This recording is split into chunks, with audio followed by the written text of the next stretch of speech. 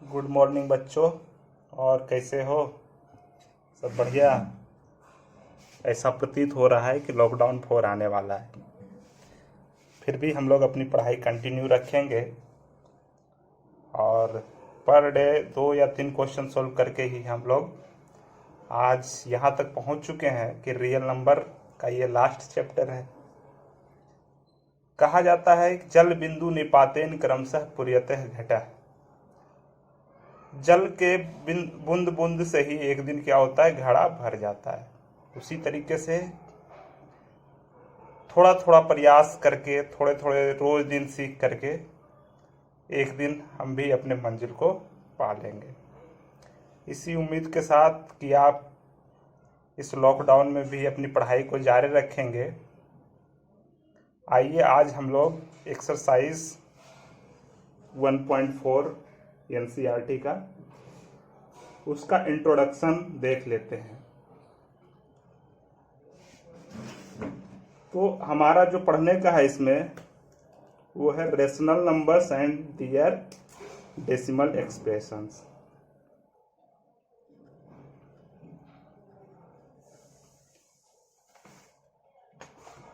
Rational numbers and their decimal expansions,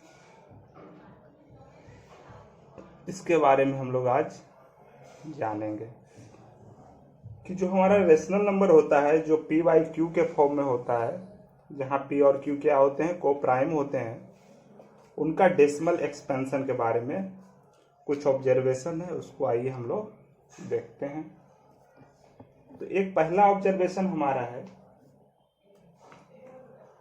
इसको हम example के माध्यम से देखेंगे, क्योंकि एग्जाम्पल से ही हमारा थ्योरम डेवलप होता है। जब हम एग्जाम्पल देखते हैं तो जो भी वैज्ञानिक लोग हैं उन्हीं ऑब्जर्वेशन से थ्योरम डेराइव करते हैं, जो कि साइंस का लैंग्वेज या कह लें मैथमेटिकल लैंग्वेज में होता है, जिसे हर आम आदमी को समझने में दिक्कत होती है। तो हम लोग एग्जाम्पल के थ्रू ही थ्योरम की तरफ जाएंगे, जिससे ऑब्जर्वेशन सीख करके। तो आइए एक एग्जाम्पल हम लेते हैं, जिसे 3/8 लेते हैं। तो 3/8 को हम क्या लिख सकते हैं, 3/2 का पावर 3, या इसको और क्या लिख सकते हैं, इसको लिख सकते हैं 3 × 5 का पावर 3/2 का पावर 3 × 5 का पावर 3। दोनों तरफ क्या किए, न्यूमरेटर और डिनोमिनेटर में 5 का पावर 3 मल्टीप्लाई किए। क्यों ऐसा किए? क्योंकि इसको हम लिखेंगे 5 का पावर 3 है, इसका मतलब 5 × 5 × 5 125। जब इसको 3 से मल्टीप्लाई करेंगे तो हो गया 5 × 15, हाथ में रहा 1, 12 × 36 है 375 अपॉन ये हमारा कितना हो जाएगा, इसको हम लिख सकते हैं 2 × 5 का पावर 3। चूंकि दोनों पे पावर 3 है तो इसको ब्रैकेट में अंदर लेकर के इसे दोनों का पावर 3 के रूप में लिख सकते हैं, या इसको लिख सकते हैं 375 अपॉन 10 की पावर 3। अब ये क्या हो गया, ये 1000 है, 375 1 2 3 3 0 है, तो 3 डिजिट के बाद यहाँ पे डेसिमल लगाएंगे, 1 2 3। ये हमारा आंसर क्या हो जाएगा, 0.37। एक चीज और बता देना चाहते हैं बच्चों कि देखिए, जब भी हमारा डिनोमिनेटर 10 आता है, ऊपर में न्यूमरेटर कोई भी नंबर हो, 1 2 3 4 5 कोई भी, तो इसमें हम क्या देखते हैं, ये पूरा पूरा डिवाइड हो जाता है। डेसिमल के बाद एक फिक्स नंबर आ जाता है जहाँ पे ये टर्मिनेट हो जाता है, खत्म हो जाता है कोई भी नंबर। अब यही देखिए 3/100 लेते हैं तो भी हमारा 0.03 आता है, 5/1000 लेते हैं तो भी हमारा 0.005 आता है। यानी कहने का मतलब है कि जब भी हमारा डिनोमिनेटर 10 का मल्टीपल में हो, 10 का पावर ये क्या है, 10 का पावर 2 है, ये क्या है 10 का पावर 3 है, तो जब भी हमारा डिनोमिनेटर 10 का मल्टीपल हो तो वो क्या होता है, वो जो रेशनल नंबर होता है वो टर्मिनेटिंग होता है। टर्मिनेटिंग कहने का मतलब डेसिमल के बाद कहीं ना कहीं वो समाप्त हो जाएगा जब डिवाइड करेंगे डिनोमिनेटर से। दूसरा पॉइंट हमारा क्या ऑब्जर्व करने वाली बात है कि चूंकि डिनोमिनेटर 10 या 10 का मल्टीपल है, इसका मतलब है कि उसमें 2 और 5 प्राइम फैक्टर जरूर रहेगा, है ना। जैसे 10 है तो इसको लिख सकते हैं 2 इंटू 5। 100 को क्या लिख सकते हैं, 2 से लगाएंगे 25 टाइम्स, इसको लिख सकते हैं 2 इंटू 2 इंटू 5 इंटू 5। इसमें भी क्या ऑब्जर्व कर रहे हैं, 2 स्क्वायर इंटू 5 स्क्वायर, यानी 2 और 5 कंपलसरी है, वो रहेगा ही। और जब जब ये सारी बातें होती है तो वो जो रेशनल नंबर होता है हमारा क्या होता है, टर्मिनेटिंग होता है। दो चीज ऑब्जर्वेशन। तो मेन पॉइंट यहाँ पे हमारा ये है, ये देखना है आपको, ये इंपॉर्टेंट। आप देखिए, यदि 2 का पावर 3 है तो इसको हम क्या दिखा सकते हैं, 2 का पावर 3, इसको हम क्या लिख सकते हैं, 2 का पावर 3 इंटू 1 लिख सकते हैं, या इसको क्या लिख सकते हैं, 5 का पावर 0। क्योंकि आप जानते हैं कोई भी इंटीजर है उसका पावर 0 का वैल्यू क्या होता है, 1। ये आप लोग प्रीवियस क्लासेस में भी पढ़ चुके हैं। तो इसको हम इस रूप में लिख सकते हैं। अब देखिए, ये 2 का पावर 3 भी हो सकता है, 1 भी हो सकता है, 5, 8, 9, 10 कोई भी नॉन नेगेटिव इंटीजर हो सकता है। क्या हो सकता है, कोई भी नॉन नेगेटिव इंटीजर। और 5 का जो पावर है, कोई भी नॉन नेगेटिव इंटीजर, उसको हम n से रिप्रेजेंट करते हैं। और 5 का पावर 0 है, यहाँ 5 का पावर 1 भी हो सकता है, 2 भी हो सकता है। तो मान लेते हैं कोई भी हो, लेकिन वो नॉन नेगेटिव इंटीजर हो, यानी कि डिनोमिनेटर में इस रूप में हम देख सकते हैं 2 का पावर n इंटू 2 का power m, where n and m are क्या है, ये नॉन नेगेटिव इंटीजर, है ना। तो अब हम निष्कर्ष क्या चीज पे पहुंचे, हमारा कंक्लूजन क्या निकल के आया कि यदि डिनोमिनेटर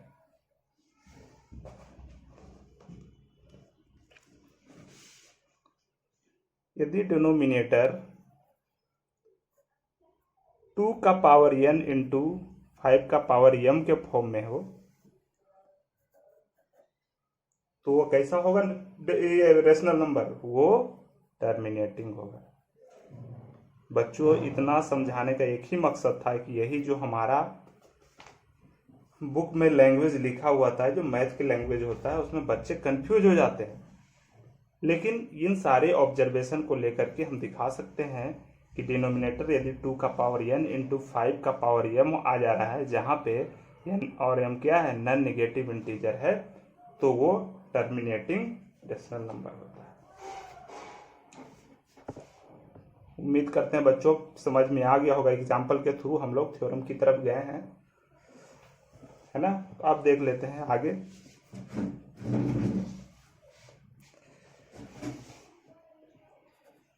रेशनल नंबर दो तरीके का होता है, एक होता है टर्मिनेटिंग डेसिमल एक्सपेंशन, दूसरा non terminating repeating decimal expansion, या इसका दूसरा नाम क्या है, और इसे क्या कहा जा सकता है, रेकरिंग। चलिए, जो अभी हम ऑब्जर्व किए हैं उसी को मैथ की लैंग्वेज में क्या लिखेंगे, देखिए यही लिखा रहता है कि prime factorisation of the denominator has only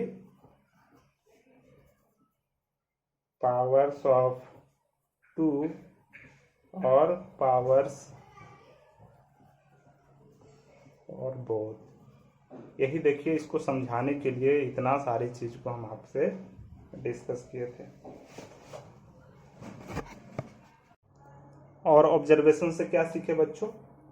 एक तो मैं छोटा सा एग्जांपल लिया था कि 3/8 इक्वल टू, हमने इसको क्या दिखाया था, 3 इंटू 5 का पावर 3 अपॉन 2 का पावर 3 इंटू 5 का पावर 3 इक्वल टू 375, 2 इंटू 5 का पावर 3 इक्वल टू 375 अपॉन, या इसको हम लिखे थे 0.0375। यहां से और हम क्या ऑब्जर्व किए थे, उसको मैथ की लैंग्वेज में हम कैसे लिखेंगे? एक तो एग्जाम्पल ये 3/8 का, इसके जगह पे दूसरा भी नंबर हो सकता है, दूसरा भी रेशनल नंबर हो सकता है। तो किसी भी रेशनल नंबर के लिए ये जो हमारा थ्योरम था कि 2 का पावर n इंटू 5 का पावर m डिनोमिनेटर के रूप में रहेगा, तो वो टर्मिनेटिंग होगा। तो एक और ऑब्जर्वेशन हम लोग लिखते हैं मैथमेटिकल लैंग्वेज में कि मान लेते हैं कोई भी हमारा x है, ये 3/8 की जगह पे कोई दूसरा रेशनल नंबर है जो कि p/q के फॉर्म में है। ये रेशनल नंबर, और ये इस तरीके से है such that the prime factorisation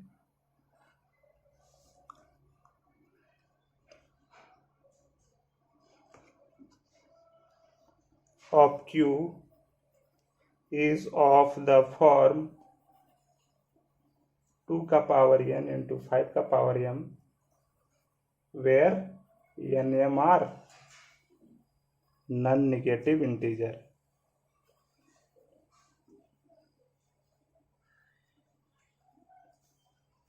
Then x has a decimal expansion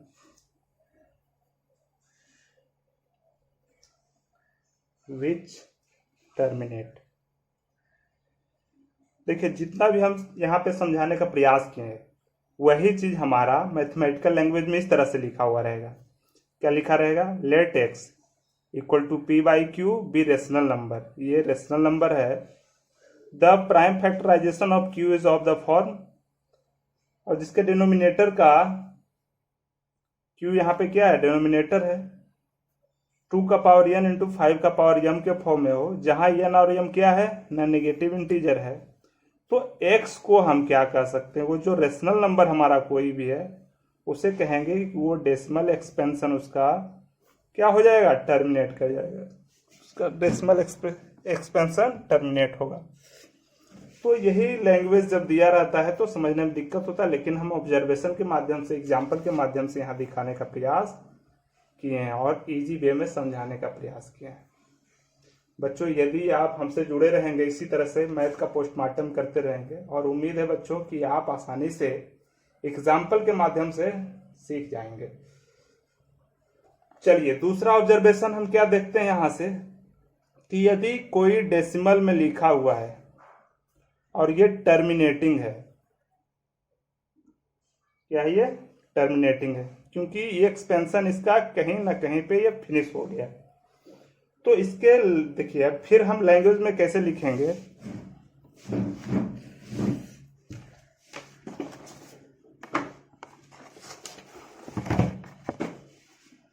देखिए बुक की लैंग्वेज में इसी को कैसे लिखा जाता है। कह रहा है कोई भी, ये नहीं, सिर्फ यही नहीं बल्कि और कोई भी, यदि हमारा कोई x भी है rational number whose decimal expansion terminates, then we can express x in the form p/q, where p and q are क्या है ये? को prime. And the prime factorisation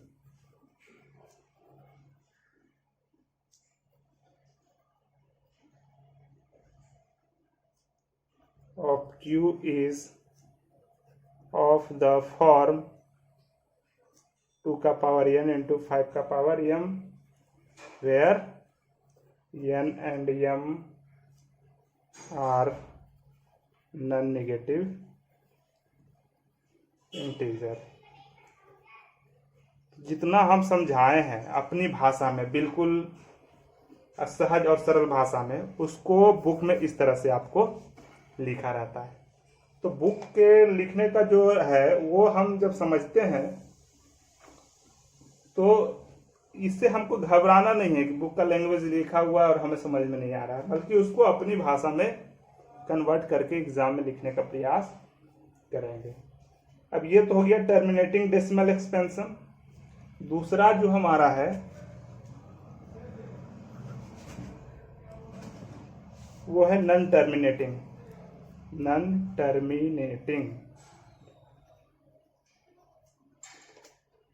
repeating decimal expansion.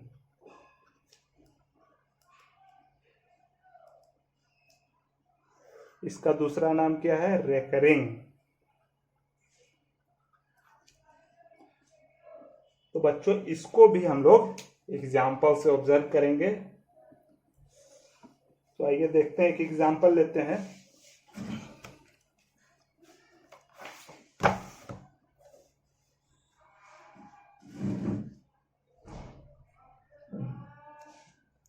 जैसे मान लिया जाए 1/7, ये भी हमारा कैसा नंबर है? रेशनल नंबर है। क्यों रेशनल नंबर है? क्योंकि p बाई क्यू के फॉर्म में है, q is not equal to 0, और p और q क्या है? कोई पॉजिटिव इंटीजर है। और ये क्या है? को प्राइम है, क्योंकि 1 और 7 का HCF क्या होगा? 1 होगा। यही तो बेसिक डिफिनीशन है। अब रेशनल नंबर में भी कैसा रेशनल नंबर है?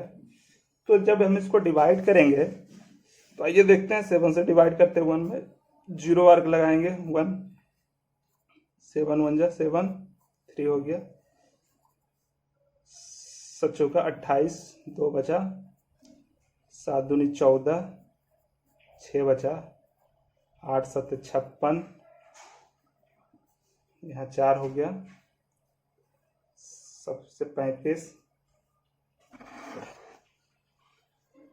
यहाँ 5 रह गया, 7 7 49, 1 रह गया, 7 एकम 7, 7 चौका 28, 7 दूना 14।